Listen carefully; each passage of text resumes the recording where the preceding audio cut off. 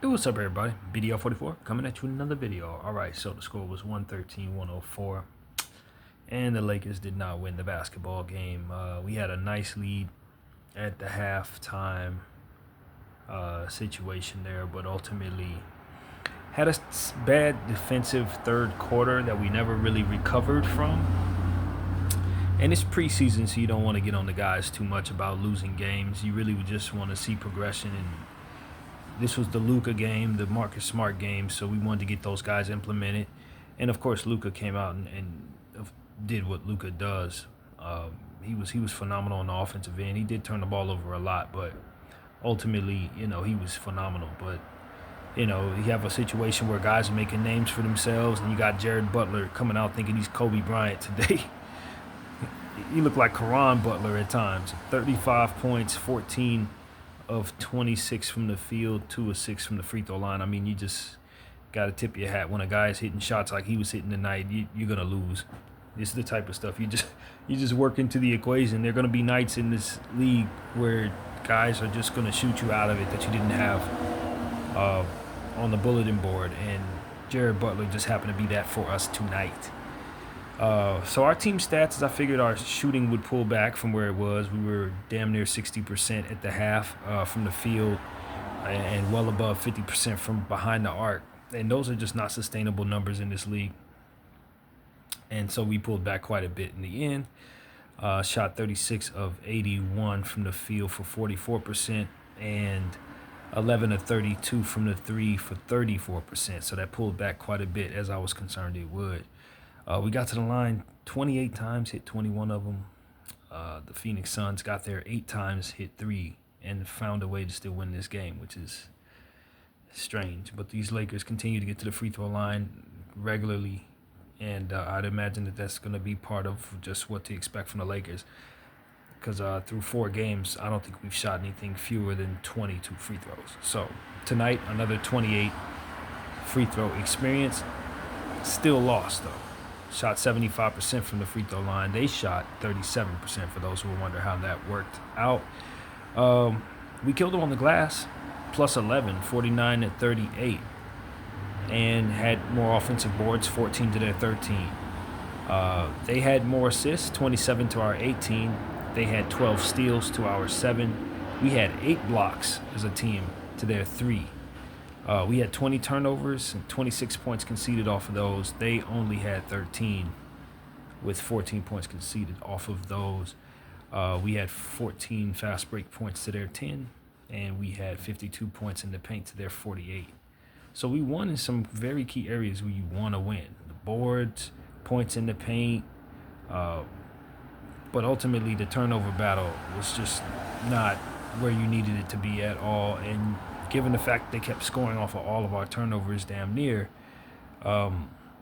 it's just tough, man. It's tough. You're going to have a hard time winning that basketball game. And I figured that when I made the halftime video, I told you guys, some of our issues in transition, because we were shooting so well, I just felt like it was already signs there that, hey, if our shooting pulls back and this continues, they're going to come back. And so that really aged well. It did exactly what I thought it was going to do. Watch enough of this sport to know certain tendencies just kind of come with the flow of a game. And when you just can't stop anybody and you're shooting well above what you expected to have, something's going to change. And it's likely not going to be what you want to see change. So, yeah, let's get into the box score here. I saw some things I really liked. I saw some things I didn't like. So let's start with the starters. 34 minutes of play was given to Jake LaRavia. He was 2 of 7 from the field, 1 of 3 from 3, 3 of 4 from the free throw line for 8 points, 8 rebounds, 3 assists, and 1 block. Still pleased with his rebounding. Some of the issues out there for him were just really contingent on whether or not the ball fell or not. So I really thought that he played pretty well. 2 of 7 from the field. If he hits 4 or 7, 5 or 7, suddenly he has a fantastic game where he's double-digit points and 8 rebounds and 3 assists. So all things considered, I thought he played very well. And I like the minutes that we gave him. I like that we're trying to, incorporate him into the situation very seriously. DeAndre Ayton, I thought was good. 4 of 9 from the field, 10 points, 3 blocks, 2 steals, 1 assist, and 13 boards. So once again, he continues to play well. The scoring still isn't what you would expect from him, but he's giving you so much more defensively than you would. And I think we can do a lot of good if he gives us this type of production every night. So, yeah, hopefully that carries into the regular season. Marcus Smart was jogging out there. He had 20 minutes of pure cardio, 1 assist, and 2 personal fouls, a -2 in his Laker debut. Not exactly the Marcus Smart we were hoping to see, but hey, man, it's preseason for everybody. Luka Doncic was amazing. 25 points, 4 assists, 7 rebounds, a +11, 5 turnovers all in the first half. He only had 22 minutes, so most of his minutes, period, were in the first half. Got to the line 9 times, hit 7 of them, hit half of his threes, 4 of 8, and was 7 of 15 from the field. Was Luka the Don. Austin Reeves shot 50% from the field. We like the efficiency there, 8 of 16, 7 of 8 from the free throw line, 2 of 6 from the 3, 25 points for him. 4 turnovers, 1 block, 1 steal, 2 assists, and 4 boards, a -4 for Austin. So, our 2 stars showed up. Even our center, Ayton, showed up in the areas we needed him. I'm afraid that wasn't enough, though, because we couldn't get as much out of everyone else. Dalton Connect, 19 minutes of play, 2 of 4 from the field, 1 of 3 from 3, 5 points, 1 block, 1 rebound.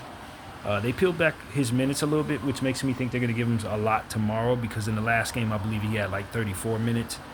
And so I would expect that we would see him tomorrow, and I think he's going to have more of a role. I thought it was good. I thought he was good with his minutes. -11, not great, but ultimately we're looking at shooting percentages with Dalton as he's getting out of this slump. And I think the answer is, 2 of 4 from the field, 1 of 3 from 3. That looks pretty good. If he keeps shooting with that percentage, you feel great about it. So I think we're doing well there. Bronny James was aggressive tonight, a -24, not a good kind of Kobe. 3 of 8 from the field, 0 of 2 from the 3, 1 of 2 from the free throw line, 7 points, a block, a steal, 2 assists, and 4 boards. He was aggressive.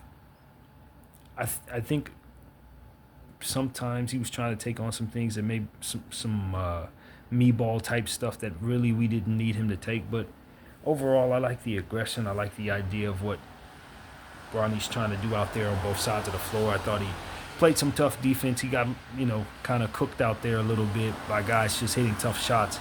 But he defended very well.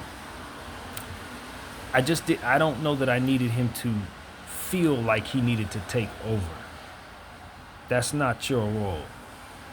I respect that your father is LeBron James, and the spotlight is on you to play well, and I think they've gassed him up a little bit to say, hey, you gotta get yours and do yours and do this and do that. I want him to be a bit more of a role guy than to have the mentality that I need to take over. I don't really think I ever need him to take over, to the point where I'm trying to groom him to be that type of player. I don't think he don't have to be that type of player. I like the aggressiveness, but the spotlight on Bronny to score down the stretch, I don't need it that much. I don't need that as much as I need us to run a play in that situation. So just little things like that. It's a little bit of a, I don't know. I just wonder if we're putting pressure on Bronny to be something that he's probably not. I don't know. Just sensed something today that I don't think I need from him. But we'll see how it goes from here. Christian Coloco, I thought, played aggressive tonight. 3 of 5 from the field, 6 points, 8 rebounds, 2 assists, 1 block, 1 steal, 2 turnovers, -12. The numbers look great. 4 offensive rebounds, second only behind Ayton in offensive rebounds. But there were moments down there with Coloco where he was just a little bit in the way, just a little under producing for me. He did some good things and some bad things. I thought his numbers were a little better than he was, to be honest with you. The efficiency was there. I thought that three-point shot he took, I find balance to say there are times when I want players like that to be without any hesitation and just shoot. Tonight was not one of those times where I needed Koloko to shoot that ball. It was down the stretch. We were within striking distance. We had already blown our lead completely. I don't need a Koloko straightaway three-point shot. I like the idea of him being aggressive in taking the shot. And I know he's hit one in the preseason, so he feels good about that. But never in life will I need Christian Koloko to shoot a three-point shot down the stretch of a basketball game. Never in life will I need that. So that's just something I want to say right there. That we have to find some balance to say, okay, we appreciate that our guys are trying to add some things to their game, but one of the key things to understand is when to do things and when not to. And I think that theme came up a couple of times in watching some of our guys. It's just, does this need to be done by you, and does the team need this to happen, period? And I don't think we answered that question very well as individuals tonight down the stretch of that basketball game. Nick Smith, 8 points, 1 turnover, 1 assist, 1 rebound, 3 of 7 from the field, 2 of 4 from 3. He came in and really made a name for himself early in this game. Hit 2 threes off rip in the first half. Still wondering about some of the decision making and stuff like that, but ultimately it's day one for a young rookie guy. He was a rookie last year, but freshman out of out of college, he's going to have a lot of development to go. So I don't fault him for any mistakes that he may make out there. I just charge it to his development. But overall, I thought he was fair tonight. I thought he came out, hit those 2 shots right away. Some of the stuff we were doing on the other end of the floor, I think, is aggressive. Nick Smith is trying to give you a little more defensively than maybe I was expecting out of him. So, there's promise. There's promise. But I just think if not for the quick 3-point shots, he probably had a pretty inefficient night for the most part. So, Nick Smith is continuing to show us what he can do in the mid-range, dribble, into floaters and stuff like that. I really like that aspect of his game, and I want to see him continue to try to get to the line. He did not get to the line tonight. I think a good Nick Smith game is probably him getting to the line about 7 times. So, yeah. Nate Williams, I thought, was impressive in only 10 minutes of play. He really did some good things on both sides of the floor. Missed a couple 3-point shots. He was a 1 of 4, but ultimately 3 of 6 from the field for 7 points. 1 rebound, 1 assist, 1 steal in just 10 minutes of play. So I thought he really showed up down the stretch. Came in, got a steal, a breakaway steal, and was really cutting the game close with his production. So I would have loved to see him out there even more. I think he's turning out to be somebody that you're intrigued by at that wing spot as a small forward. He just fits the bill for the type of build that you want out there, running your wing and being a disruptor. So if that 3-ball can fall a bit more consistently, I don't see any reason why Nate Williams shouldn't be a part of what we're trying to do going forward. He's just a good body there that with length, can get to the line. He can occasionally hit a shot. Tracking people around, very disruptive in passing lanes with the length. Athleticism is there. I like the kid. I like Nate Williams. He's a little inefficient, obviously raw, but he's really showing me he can do some good things out there. Yeah, I definitely like what I saw. R.J. Davis did not have an efficient night. Only 10 minutes of play for him. 1 of 4 from the field. 1 of 1 from the 3. Kind of a quiet night. He was trying to get things going, but they just didn't fall for him. 3 points, 1 steal. I think he's had a really good preseason overall, and this was a low-minute night, so I'm not mad at RJ. Overall, he's been one of the standouts for the LA Lakers. So, yeah, that's pretty much where we're at. Anton Watson got a few minutes out there. 6 minutes of play, he got a board and used up a foul, and that was about it there. And yeah, that's how your Lakers did. Didn't play anybody else, but of course we got this game tomorrow night, so I know half of the people that we didn't see tonight should potentially be available tomorrow. Vando, Hachimura, Jackson Hayes, Gabe Vincent. I expect to see those people a lot tomorrow. The opponent, got to give him credit, man. There were some guys over there. Nigel Hayes Davis, I'm not really familiar with him, but he looked pretty good out there for the Suns. 4-12 from the field, not very efficient. 10.6 rebounds, 1 assist there. 2 or 3 from behind the arc. So, I thought 21 looked pretty good out there in just 27 minutes of play. Rasheer Fleming, 3 of 7 from the 3, 3 of 8 from the field, 9 points, 1 steal, 1 block, and 5 boards. Got to keep an eye open for Rasheer Fleming. He is going to be a disruptor on both sides of the floor, and the 3-ball is something he takes at volume, so we need to be very careful because that's going to be more of the same going forward from him. A +3 tonight.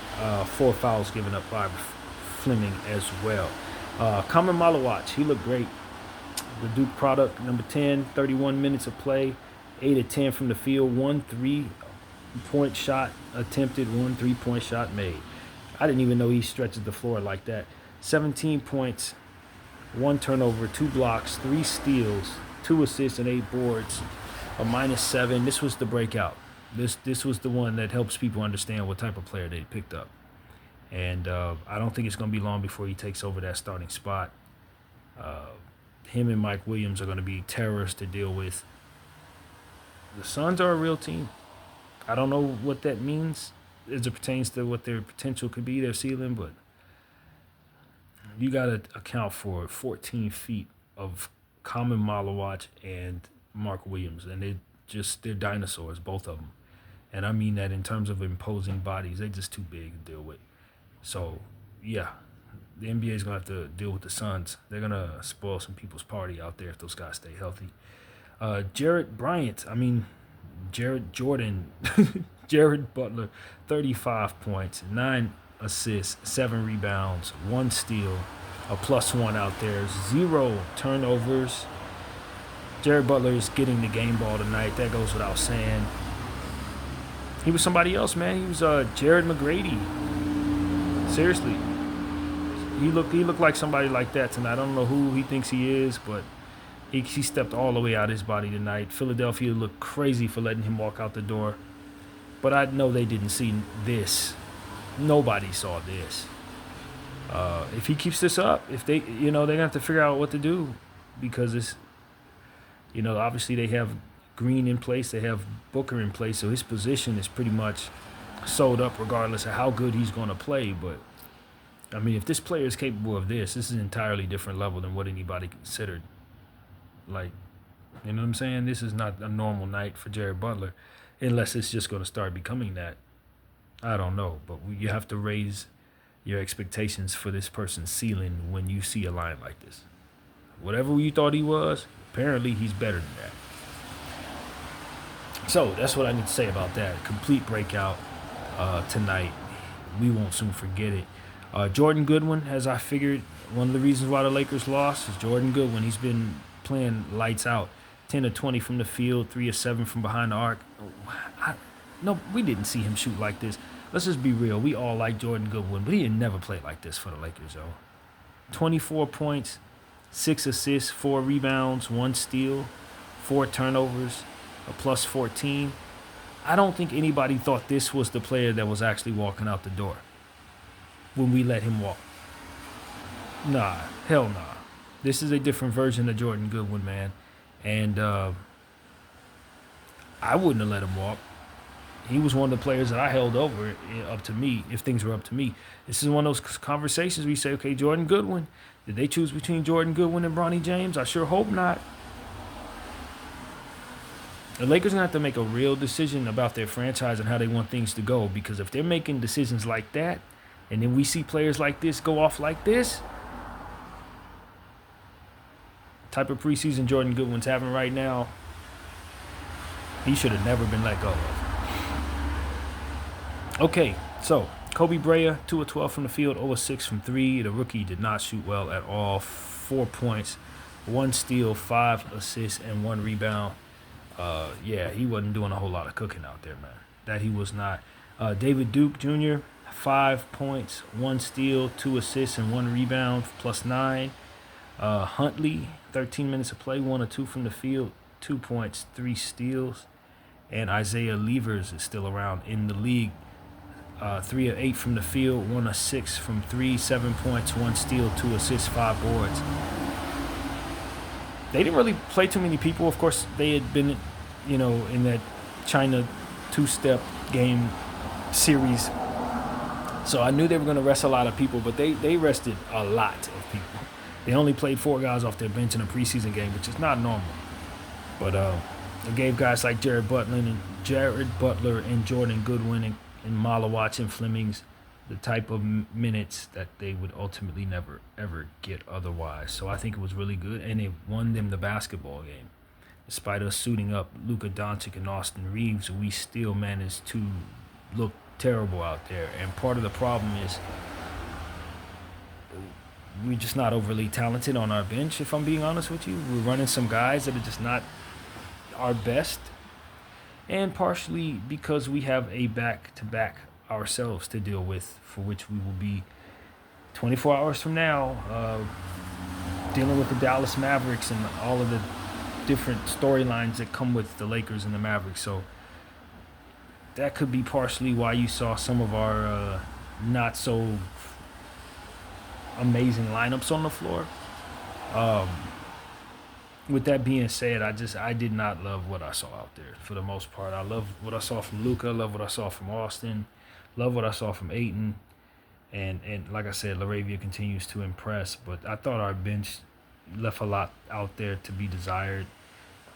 Guys trying too hard, guys not doing enough. I just didn't love it. I didn't love it. Koloko rebounded the ball well. You got to give him credit there.